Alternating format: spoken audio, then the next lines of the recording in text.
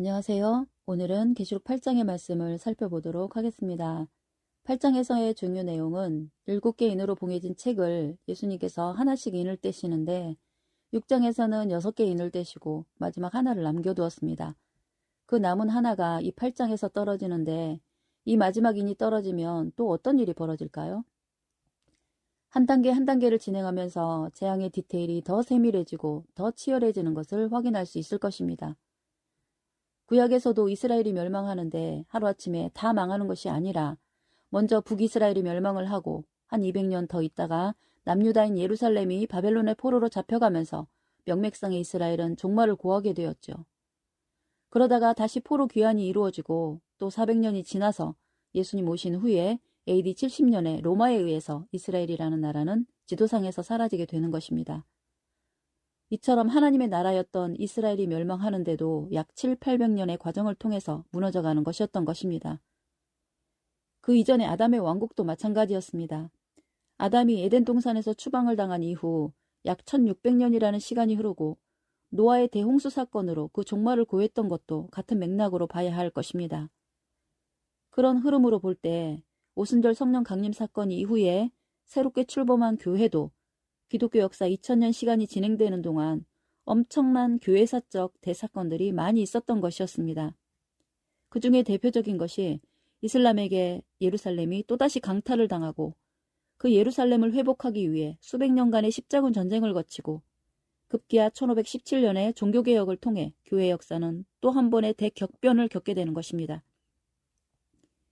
우리가 성경 역사에 대해서는 늘 들어오던 것들이어서 그냥 익숙하게 받아들이고 있지만 이런 성경 역사의 교훈을 통해 바른 깨달음으로 무장하고 있지 않으면 우리도 같은 역사를 반복하게 되지 않겠습니까? 구약의 이스라엘의 파멸이 수백 년에 걸쳐 진행이 되었듯이 교회의 역사도 그렇게 보면 수백 년간의 재난의 역사가 진행되면서 예루살렘이 이슬람에게 점령당하는 사건으로부터 그 이후 종교개혁의 사건을 거쳐 서서히 오늘에 이르기까지 진행되어 왔다는 것을 알아야 할 것입니다. 재미난 사실은 아담의 시대가 시작한 지 약 1500년 후에 노아와 함께 홍수가 일어나게 되었고 그로부터 약 500년 후에 아브라함이 출범하게 됩니다. 예수님으로 시작한 교회 역시 1500년 만에 종교개혁으로 카톨릭이 주도해 오던 교회 시대가 대변곡점을 맞이하게 되고 그로부터 또 500년 후에 우리는 계시록 시대라는 더 큰 변곡점의 시대를 맞고 있는 것입니다. 이것은 우연일까요? 이런저런 할 말이 너무나 많지만 이 영상을 통해서는 다 할 수 없다는 점도 헤아려 주시길 바라겠습니다. 계시록이 소개하는 교회를 향한 재앙도 2장 3장을 통해 경고를 날리고 그래도 반성의 기미를 보이지 않자 제일 먼저 묵시의 말씀을 7인으로 차단해버립니다. 이것은 더 이상 교회와는 소통의 채널을 가동하지 않겠다는 하나님의 의도를 나타내신 것인 겁니다. 그리고 6장에서 인을 떼시면서 재앙의 심판을 서서히 시작하시고 해달별이 다 떨어졌다는 선고로 하나님의 대리자 역할을 하던 교회가 가졌던 실질적인 업무상의 파면을 선고하시게 됩니다. 그러다가 7장에서는 이 7인의 재앙과 심판이 곧 하나님의 구원 역사가 중단되는 것은 아니고 오히려 완전한 새로운 희망의 역사를 시작할 것이라는 새로운 암시를 주시고는 6장에서 못다한 심판과 재앙을 계속 이어가고 있는 것입니다. 그리고 8장에서 남아있던 마지막 7째 인을 떼시는데 여기서는 또 다른 성격의 재앙이 담긴 7개의 나팔이 새롭게 등장합니다. 이 7개의 나팔도 역시나 7인에 속한 재앙이기 때문에 7인의 재앙과 같은 맥락에서 타락해가는 교회들에 대한 더 구체적이고 디테일한 심판의 진행 과정을 담은 것이 되겠습니다. 그에 앞서 8장 1절에서 5절까지의 말씀에서는 천사들이 제단 곁에 서서 금영로를 가지고 성도들의 기도와 합하여 하나님께 드려지는 광경을 보여주는 장면이 나오는데 이 장면은 계시록 6장에서도 5째 인을 뗄 때 제단 아래 모인 순교자들이 빨리 핏값을 갚아달라고 호소하는 장면을 보여준 것과 같은 흐름이라고 보면 되겠습니다. 다시 말하자면 7인의 재앙과 7 나팔의 심판의 내용은 물론 하나님께 범죄한 교회들에 대한 하나님의 진노의 성격도 있지만 다른 한편으로는 순교자들의 억울한 피 흘림의 희생에 대한 보응의 성격도 있다는 것을 말하려 하는 것입니다. 이사야 34장 8절의 말씀에서 이것은 여호와의 보수할 날이요 시온의 송사를 위해 신원하실 해라고 선포하시는 말씀에 해당하는 것인 겁니다. 순교자들은 누구에게 죽임을 당했습니까? 이방인들, 즉 하나님도 믿지 않는 불신자들에게 죽었겠습니까? 그렇지 않습니다. 최초의 순교자인 아벨은 같은 아버지에게서 태어난 같은 형제에게 죽었고, 예수님께서도 자칭 선민이라 주장하던 동족 유대인들에게 죽으셨죠. 그뿐 아니라 구약의 선지자들도 이스라엘 민족들이 범죄하는 것을 지적하고 회개를 촉구하다가 죽임을 당한 경우들이 대부분이었던 것입니다. 그러니 그들의 죽음을 생각하면 직접 희생을 당한 순교자들에게나 그런 순교자들을 파송하신 하나님의 입장에서나 이 땅에서 권력을 잡고 기득권을 행사하던 그런 동족이요 선민이라 자처하던 무리들에 대한 원망과 복수에 강렬한 열망이 있었다는 것을 의미하기도 하는 것입니다. 그러니 일곱인의 심판과 일곱 나팔의 재앙들은 알고 보면 순교자들의 억울한 죽음에 대한 보응의 성격도 아주 크다고 봐야 하는 것이기에 6장에서도 8장에서도 순교자들과 성도들의 기도들이 어우러지는 모습을 보여주는 것입니다.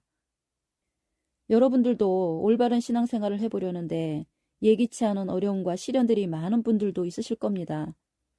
다행인지 불행인지 우리의 시대에는 그런 선지자들이 겪은 것 같은 순교라는 극한 상황으로 내몰릴 위험은 거의 없지만, 그래도 크고 작은 시련들이 있는 분들은 이런 순교자들의 모습과 그 순교자들에 대한 하나님의 애정어린 보호의 손길이 있다는 것을 배우시면서 더욱 꿋꿋이 이겨나가시는 여러분들이 되기를 바라겠습니다.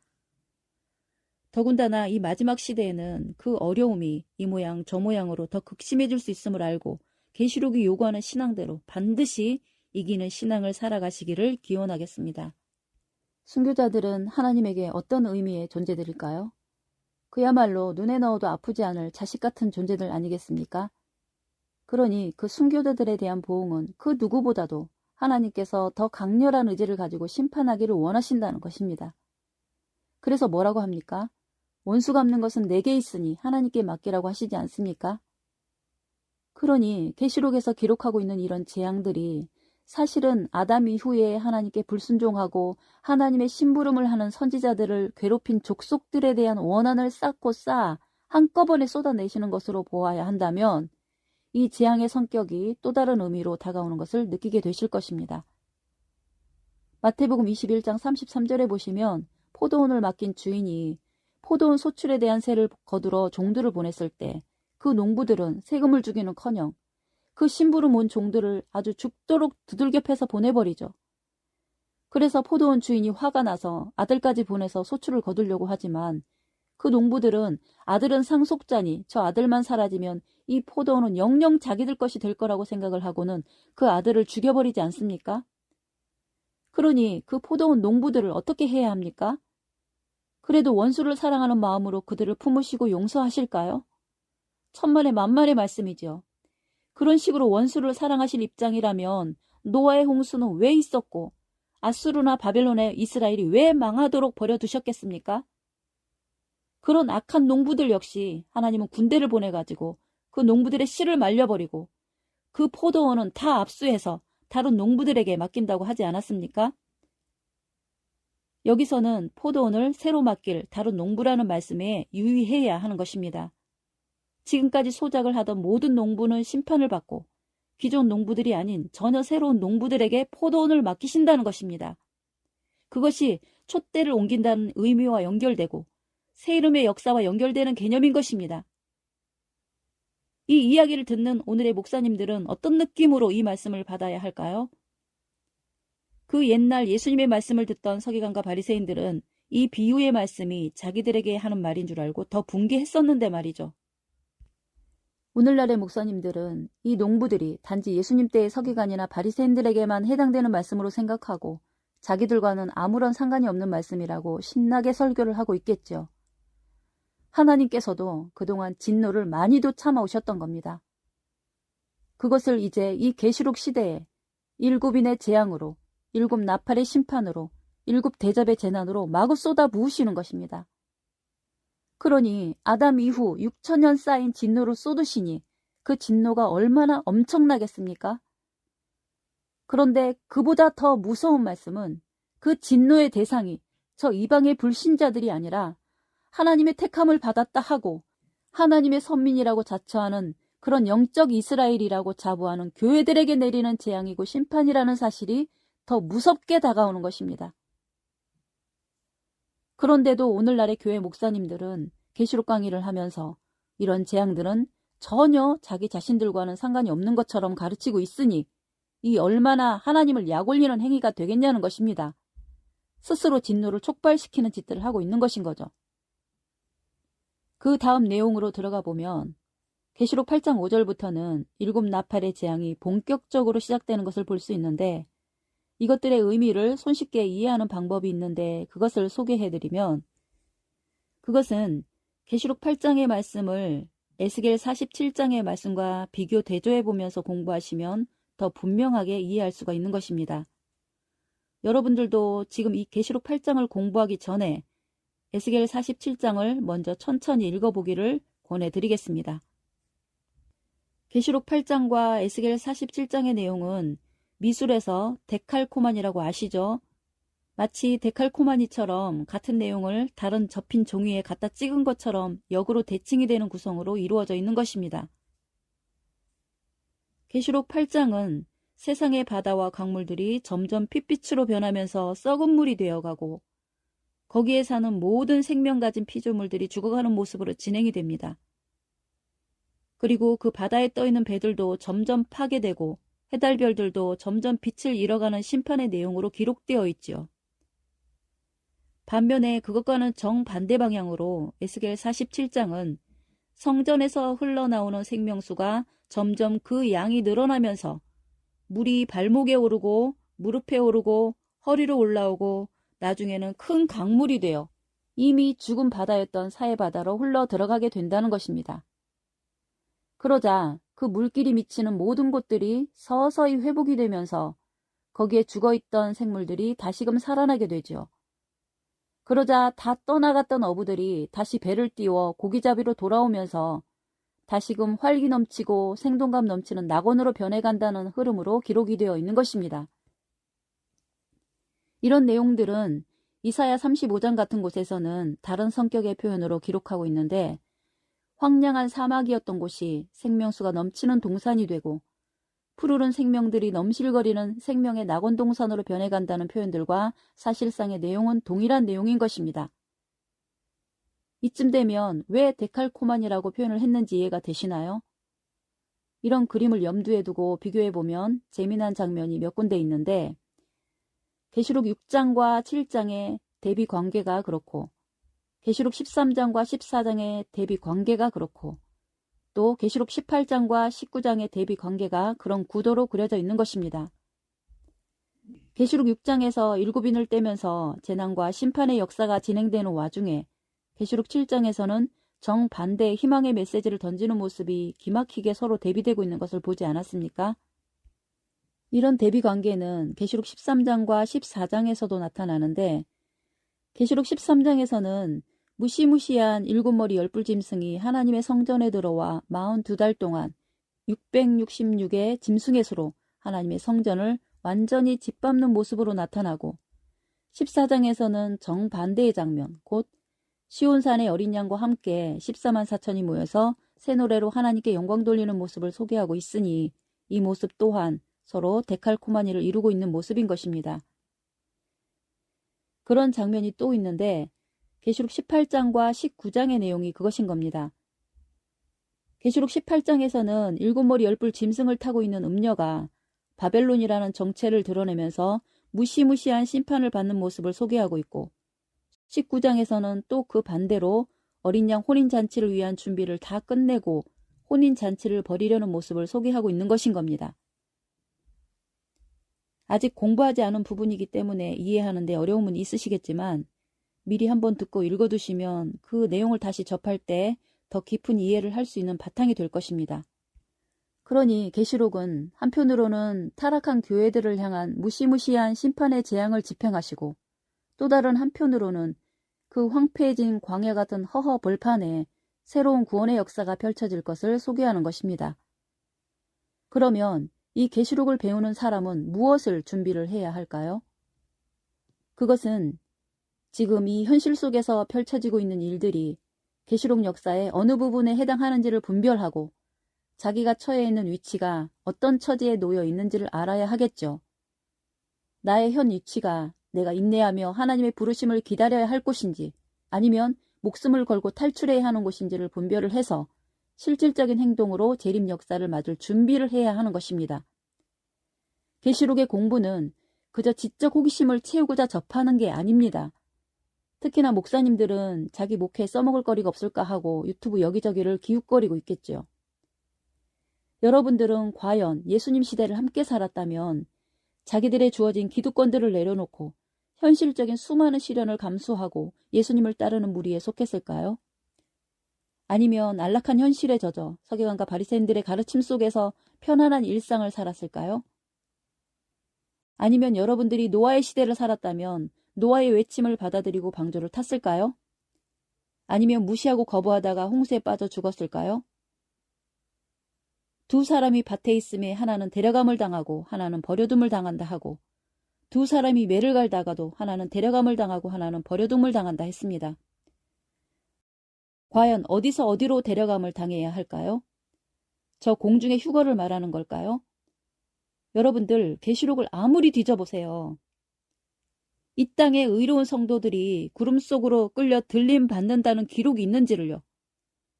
비행기 조종사가 갑자기 휴거돼서 비행기가 추락을 하고 식탁에서 밥을 먹다가 순식간에 엄마가 사라지고 말이죠.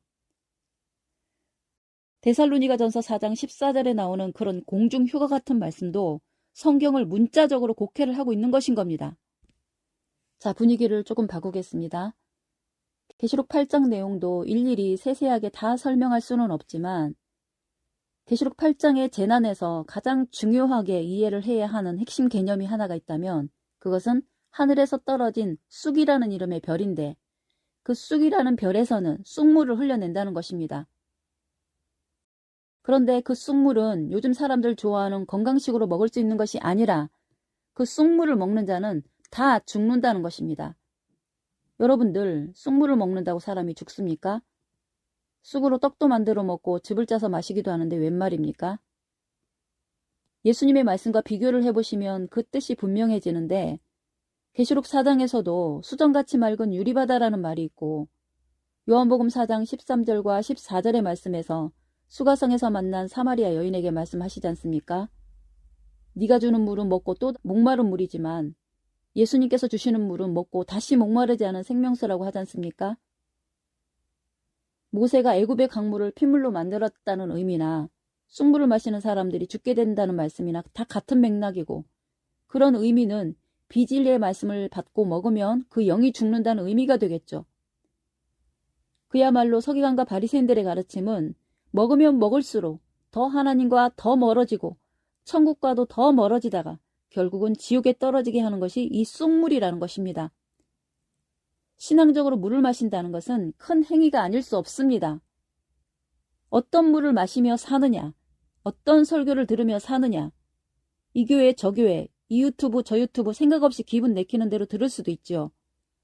별것 아니라고 생각하는 그런 작은 행동들이 쑥물을 마시느냐 생명수를 마시느냐의 차이로 나타나게 되는 것입니다. 우리는 우리 몸의 건강을 위해서는 얼마나 먹는 물 하나, 작은 음식 하나까지도 세심하게 골라 먹으려고 애를 씁니까? 저지방 고단백이 어떻고 음식에 따라 칼로리를 다 따져가면서 중국산이 어떻고 유기농이 어떻고 그러면서 말이죠. 그런데 그보다도 100배 1000배 소중한 우리의 영혼을 위해서는 아무 설교나 강의들을 기분대로 성격대로 듣고 보고 하는 것이 영적인 건강에 대해 얼마나 무심하고 무지한지 알 수 없는 그런 행태들을 우리는 무의식적으로 행하고 있는 것입니다. 더 심각한 것은 하나님께서는 이제 더 이상 교회들에게 시대를 깨우는 말씀, 성령의 영감이 충만한 그런 진리의 말씀을 차단하고 허락지 않는다는데 교회를 다니는 성도들은 매주 교회에 가서 무슨 물을 마시고 있는 거냐는 겁니다. 이것이 복음서의 계시록이라 할 수 있는 마태복음 24장 7절에서 말하는 영적 기근이고 가뭄인 것입니다. 그리고 아모스 8장 11절과 13절에서는 뭐라고 하십니까? 마지막 날에 주어지는 기근과 가뭄이라는 것은 물이 없는 것도 아니고 양식이 없는 것도 아니라 하나님의 말씀을 듣지 못하는 기갈인데 사람들이 이 바다에서 저 바다까지 아무리 찾아보아도 진짜 먹고 마셔야 하는 말씀은 찾을 수가 없는 그런 영적 기갈이라고 말씀하지 않았습니까? 여전히 대한민국에는 문만 열고 나가면 교회가 넘치게 있고 새벽이든 밤이든 언제든지 말씀을 들을 수 있는 환경인데 무엇이 기근이고 기갈이라는 걸까요? 그것은 마태복음 24장 45절과 46절에 말씀하시듯이 때를 분별하는 말씀, 때를 따른 양식이 없기 때문에 그런 때를 따른 양식을 때에 맞게 공급하는 목자들은 너무너무 귀하기에 예수님에게 크게 칭찬을 받고 축복을 받을 거라고 하는 것입니다. 슬기로운 처녀같이 신앙생활 하는 사람이 있고 미련한 처녀처럼 신앙생활 하는 사람이 분명히 있다고 경고하시는데도 우리는 그냥 교회만 다니면 아무 문제 될 게 없다는 식으로 아니라고 나태하게 신앙생활을 하고 있는 것입니다.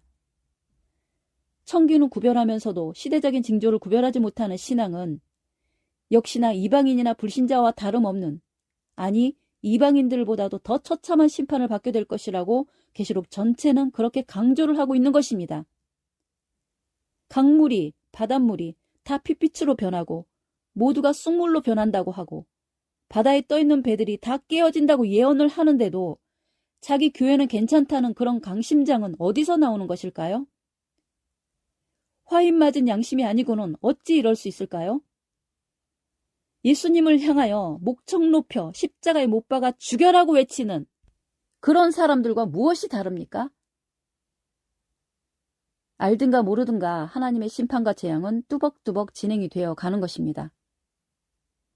8장 13절을 보시면 이렇게 8장에서 7개 나팔 중 4개의 나팔이 불려지고 9장으로 넘어가는 과정에서 남아있는 3개의 나팔은 또 지금까지 불렸던 4개의 나팔과는 그 농도가 다른 나팔의 재앙이 있을 거라는 사실을 예고하고 있는 것입니다. 날아가는 독수리가 화가 있으리라고 경고를 하고 있는 거죠. 갈수록 태산인 이런 상황을 닥치게 된 우리 교회들 어찌하면 좋을까요? 어떤 말로 이런 심각성을 인식시킬 수 있을까요? 이미 계시록이라는 예언서에 예언으로 담아놓은 것이기에 이런 교회의 운명은 피할 수 없다는 말이 되는 거고 나아가 이런 재난들도 피할 방법이 없다는 말이 되는 거 아닙니까? 아무리 이런 사실을 나팔을 불고 꽹가리를 치고 목이 터져라 외쳐도 사람들은 자기들이 좋아하는 관심사에만 혼이 팔려 있고 또 주변에 너무나 많은 잡상인들의 소리가 뒤섞여 뭐가 뭔지 구분도 안 되는 극한 상황입니다. 이런 모든 악조건을 뚫고서 진리를 찾고 무장하는 사람들만이 죽음의 사자가 우리 마음의 문설주에 발리운 어린 양의 피의 말씀을 보고 이 마지막 재난의 고개를 넘어가게 해줄 줄을 믿는 것입니다. 오직 말씀, 오직 묵시의 말씀, 오직 계시록의 말씀만이 이 마지막 시대를 타고 넘어갈 지혜를 공급해 주실 것입니다. 이제 시간이 갈수록 계시록의 말씀은 모든 신앙인들의 마음을 점점 더 강하게 울릴 것입니다. 이제 유튜브에 올라온 모든 계시록의 영상들을 다 뒤져보시기 바랍니다. 그 속에 길이 있고 답이 있습니다. 철저히 분석하고 비교해 보십시오. 그러면 그럴수록 계시록의 올바른 해석은 이 시작 영상의 말씀밖에 없다는 것을 감히 말씀드릴 수 있습니다. 오늘도 성령이 여러분들의 마음을 녹화하는 음성을 들으시기를 기원하면서 말씀을 마치겠습니다. 감사합니다.